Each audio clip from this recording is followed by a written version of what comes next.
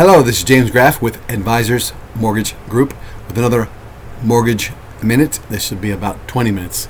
We're going to cover the market wrap for August 14th, 2020, and then we're going to go back through the whole week and talk about all the economic data that came in, including the executive order and the new FHFA 50 basis point fees, all of the above we're going to discuss. So getting right into it. Stocks have ended the day mixed. The Dow closed up 34.30 at 27,931.02, and the S&P 500 closed down 0.58 at 3,372.85. Mortgage bonds ended the day slightly lower. Economic data. Retail sales for July were up 1.2%, which was in line with estimates. Removing autos, sales were up 1.9%. The control group was up 1.5%. I'm not sure exactly what that means. I'm going to look into what the control group means. I'm not sure about that one. Last month's strong figures were all revised a bit higher as well. Overall, the report was stronger than expected. The strengths within the report were online sales up 26%, sporting goods up 19%, food and beverage up 13%. We'll see how the reduced additional unemployment benefits affect retail sales going forward. Of course, we have upcoming events next week. Next week we will be highlighted by important housing data. We will get the new construction data via NAHB Housing Market Index and housing starts and permits, as well as existing home sales. Additionally, the Fed minutes from the 7/29, the June 29th Fed meeting will be released. The NAHB Housing Market Index, which measures builder confidence, is expected to see a slight increase to 73, after making a strong jump to 72 in the previous report. Housing starts, which were up 17.3% last month, are expected to have a modest 1.2% gain. And existing home sales are after jumping 20.7% last month. That's quite a jump. Is expected to rise by nearly 4% again. So 20.7% last month, almost 21% jump in existing home sales. That's the real big number of this entire season, really, I think. There are other numbers, the executive order, the FHA we're going to get to. Now we're going to look back on what happened on Thursday in the markets. This is August 13th. We're going to talk about the FHFA, Federal Housing Finance Agency. The Federal Housing Finance Agency announced last night that they would be assessing, that would be Tuesday night, I suppose. I'm sorry, that would be Wednesday night. They would be assessing a 0.5% fee on refinances for loans sold to Fannie and Freddie, that's Fannie Mae and Freddie Mac, after September 1st. So FHFA announced that they will be assessing a 0.5% fee on refinances for loans sold to Fannie and Freddie after September 1st. Their stated reasoning was, quote, in light of market and economic uncertainty resulting in higher risk and costs incurred by Fannie Mae, we are implementing a new loan level price adjustment, unquote. I have many opinions on this one, but let's see what we can read here. A more likely reason is that they believed lenders have wide margins. They could, they would, they did. It's basically a cash grab, so they can have cash on hand during the semi-privatization, I think, which is coming up. A more likely reason is that they believed lenders have wide margins and can afford it. And that this will help the GSEs to build capital reserves. And the GSEs are, of course, talking about Fannie Mae, Freddie Mac, to build capital reserves to end government conservatorship. That's the real reason, to build up capital or cash reserves while they're ending the government conservatorship. Basically, they could, they would, they did. It's a money grab, cash grab. That's my opinion, not advisors, not anyone here. Initially, this fee will be felt by lenders, who will have to pay this fee on locked loans. If your loans are locked, you have to pay the amount. The lender will eat the 0.5% fee until they can adjust the rates. Pretty bad timing with the recent downturn in the MBS market and with a lot of locks coming in. MBS, that would be the mortgage-backed securities. But for loans not locked and going forward, that fee will ultimately be absorbed by the consumer, by the customer, by the client. That's how the market works, really. There's nothing to say about that. There are already reports that lenders are sending out reprices to account for this. This is not going to impact purchases, at least not for the time being. That remains to be seen. They talk nothing about purchases. Okay, on Thursday we had other economic data coming in. The initial jobless claims for last week was released, showing 963,000 individuals who filed for unemployment benefits for the first time. This was 228,000 less than last week, and the first reading under 1 million since mid-March. That's a great trend. I can, of course, it'll editorialize on that, give my opinion. Under 1 million since mid-March. That's a good sign. It's a good trend. There are also issues with that number we'll discuss later. Why?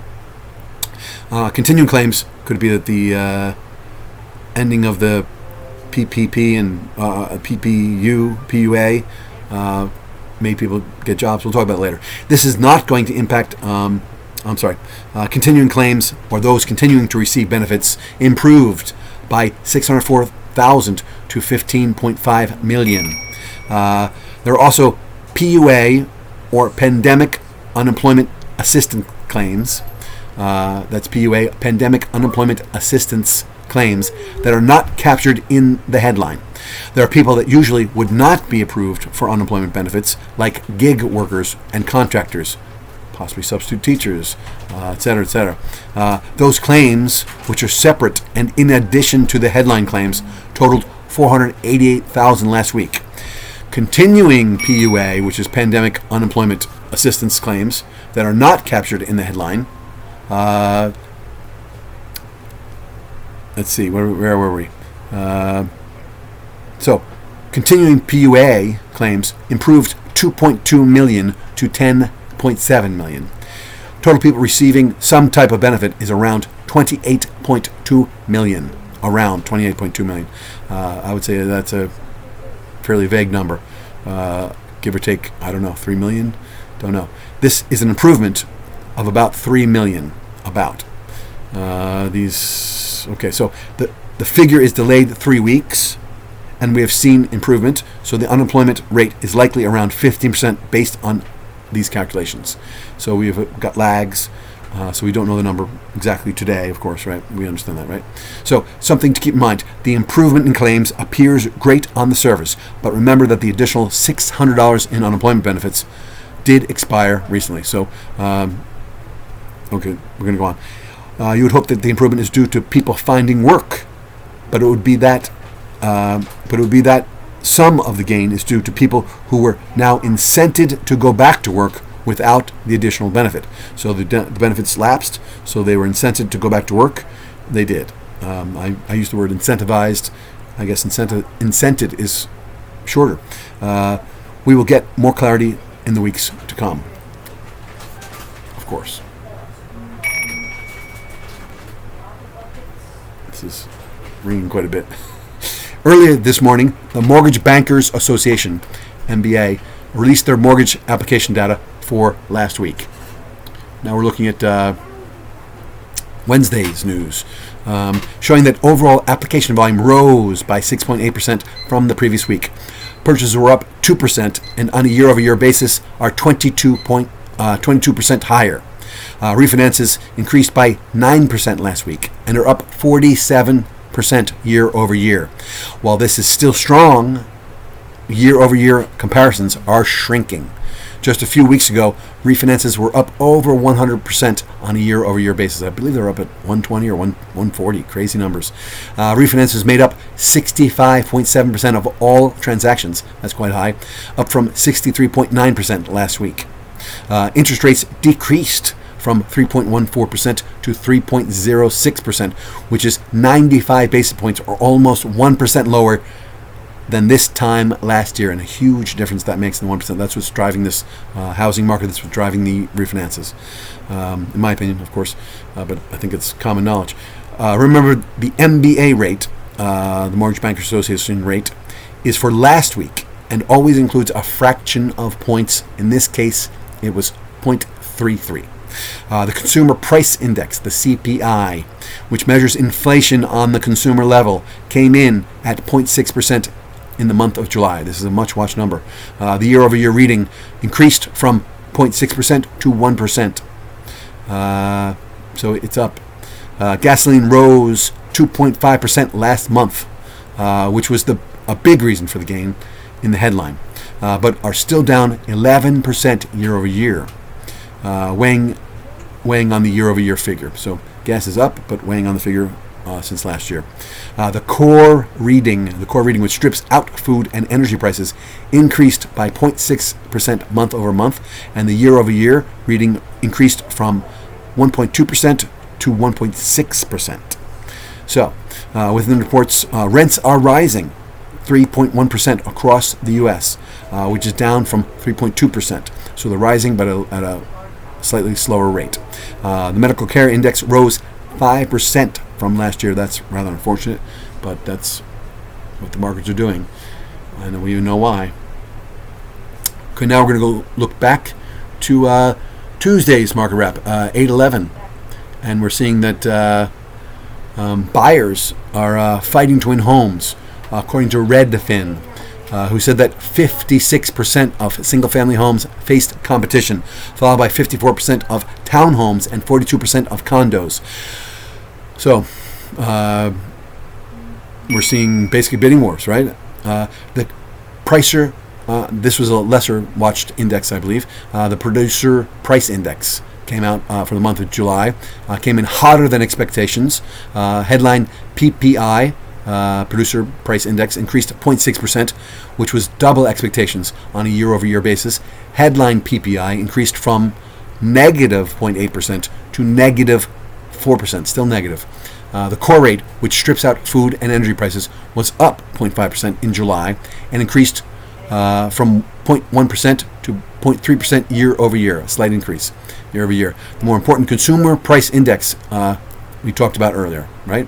CoreLogic reported their loan performance insights. This is important for the month of May, showing that 7.3% of mortgages were 30 days or more delinquent, up from 6.1% last month. I think they're talking about the month previous to month of May. I'm not sure exactly. Loans 60 to 89 days past due spiked from 0.7% to 2.8%. That's a big spike. Loans that are seriously delinquent, or 90 days or more, increased from 1.2% to 1.5%. Still small, but increasing. Not good. Bad trend. This is the first annual increase in serious delinquent loans since November 2010, or almost 9.5 years ago. That was, of course, during the last, I don't say last, but it was a crisis. We were in the midst of the basically 2008 crisis and all of the unwinding because of that. This is an entirely different scenario, but we're seeing similar numbers in different locations. Equity in this market is much better than it was in 2010. The real crisis in 2008 and 2010 was the equity was so low in most of the homes. This is my opinion, and as far as you check the numbers, the equity is much lower then. I know the equity is much higher now than it was then. That's a good sign. We also have a much squeezed inventory. Inventories are low today. People are moving out of the cities into the suburbs, so housing demand for houses in the suburbs is high and the supply is low. It's a different situation than we had in 2010, right? But we're still seeing the foreclosures because of unemployment and because of the great, the second quarter was the worst quarter the United States ever seen. That's going to have an effect. I don't think anybody should be blind to that effect. Homes in foreclosure remain stable at 0.3%, but are artificially low due to government programs, which hopefully will be continued. We'll talk about that next. These continuing government programs should be continued. Everyone knows they have to be continued, or you're going to have evictions and you're going to have foreclosures, and no one wants that.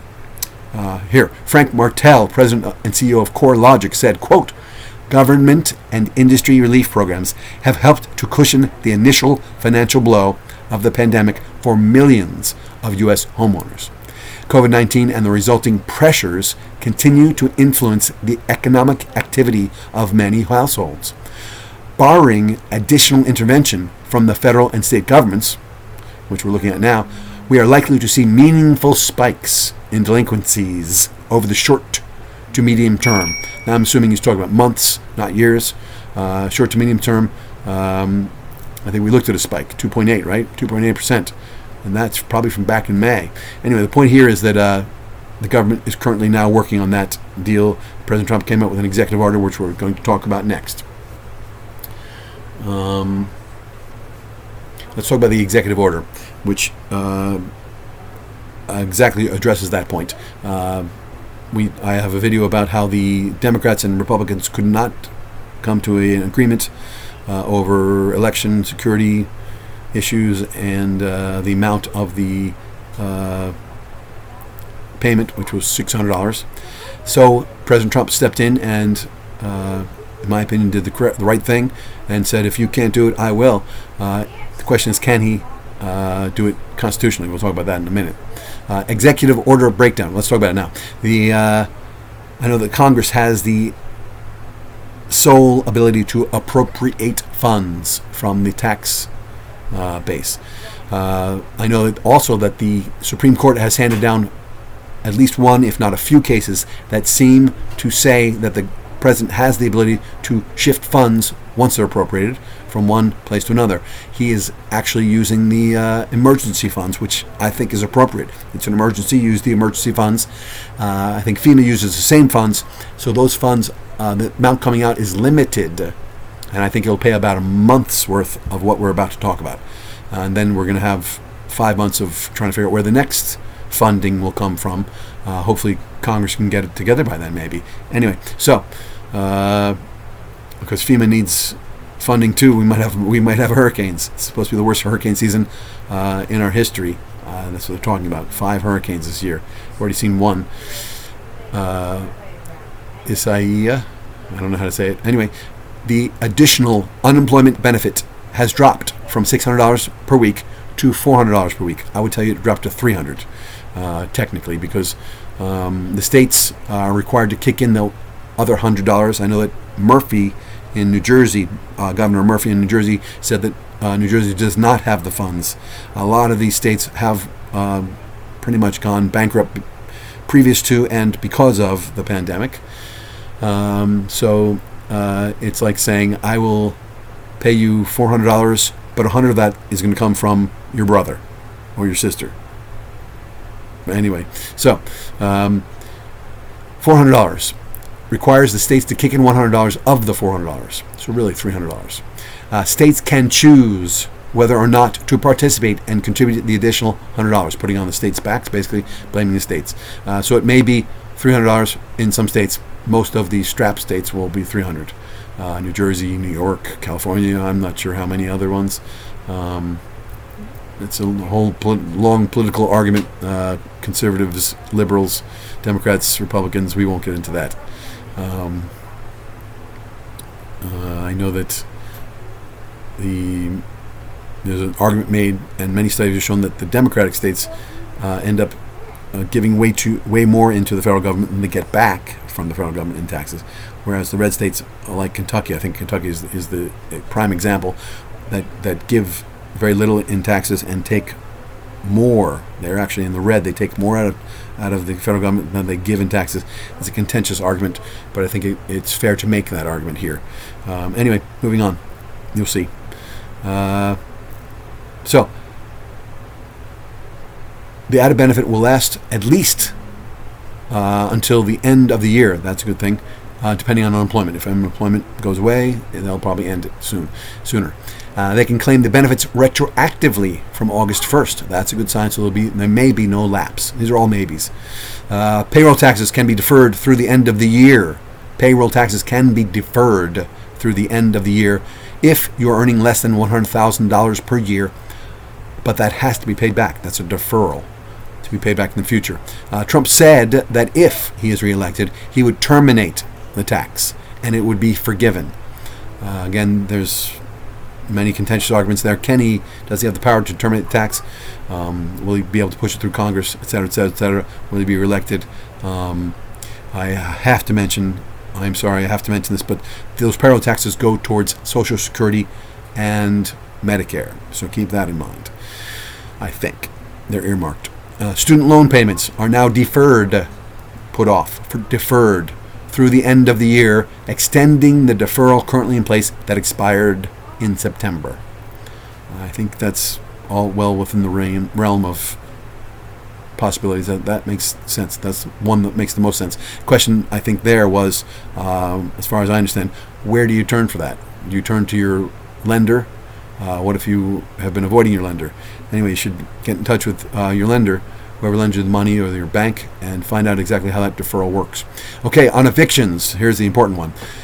On evictions, as appropriate and consistent with applicable law, that's a big one, to promote the ability of renters and homeowners to avoid eviction or foreclosure resulting from financial hardships caused by COVID-19. That didn't really say much, but okay, that's a statement of some sort. Such action may include encouraging and providing assistance to public housing authorities, affordable housing owners, landlords, and recipients of federal grant funds in minimizing evictions and foreclosures. A very good thing that needs to be done. Again, this is all federal. We're not seeing too much in the private sector. I'm not sure the states could step in and work to avoid evictions and foreclosures. This is federal. This is basically a executive order. It's a telling them what to do, but it's up to each federal agency's discretion how to do it and exactly what they're going to do. Of course, they're all working for this, right? We're all working for this. There was not a lot of clarity regarding what will actually be done. That's the rub. There's many rubs there. I think I got to all of them. I hope I got to all of them. If I didn't, please comment below and leave questions for me. I would welcome all questions. This has been James Graff with another Mortgage Minute. It's actually 22 minutes this time. I went a little long talking about my opinions, which are not advisors' opinions and not the opinions of the people I mentioned in this all these reports. So with that, I'd like to thank you for listening thus far, and I'm going to hope that you have an absolutely fantastic day. Thanks again for listening. Bye.